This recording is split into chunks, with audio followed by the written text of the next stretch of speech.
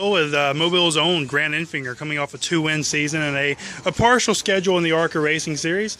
You finally got the monkey off your back, winning at Mobile. That was your first race. You won a second race this year at Iowa. How important was it for you to go out there and finally get to victory lane in a major league stock car series? It was really big. It was really big for me personally as well as Team BCR. So it was the first win for all of us, and there was a lot of us that about this time last year started working on all this equipment, and we were able to make gains and get us a little bit ahead of the game, and it paid off. So we were really good. About any time we showed up, it seemed like we were in contention. We could fight for wins, and like you said, it happened twice this year, but we were in contention for over half of those, and we had good competitive cars at every race. So I don't have anything to complain about other than I wish we could be at the track more. But really everything that happened this year, there were some ups and downs, but everything that really consistently happened was a good thing. Now that you've proven you are a winner in the ARCA Racing Series, does this maybe present a chance where maybe you run a full schedule in ARCA Truck Series? Are you having those conversations? Yes, I've had those conversations. Nothing's concrete for me next year. I'm still working full time at Team BCR. We're gearing up for Daytona, but that's really all I know. So there's been a lot of conversations, but until it's signed, sealed, and delivered, it doesn't mean a whole lot.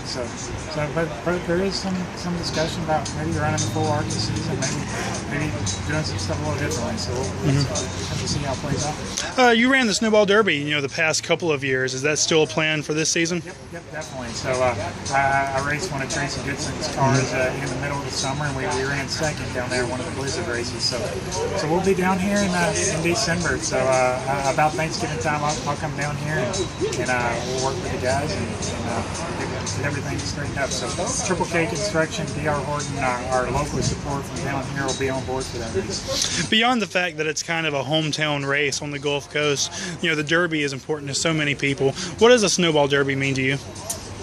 It's one of those things that I went to when I was a kid. I've always enjoyed that race.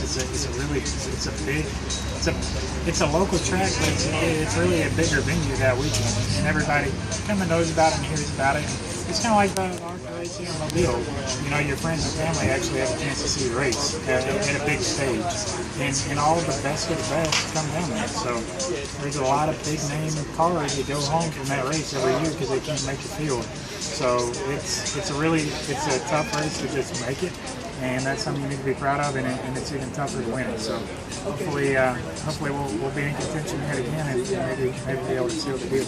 And finally, you come from a super late model background, and you're starting to see more and more the transition for NASCAR prospects to move away from open wheel and back to the late model ranks. This weekend alone at Martinsville, we got Daniel Hemrick and John Henry Nemechek, two guys that you've raced with a good bit.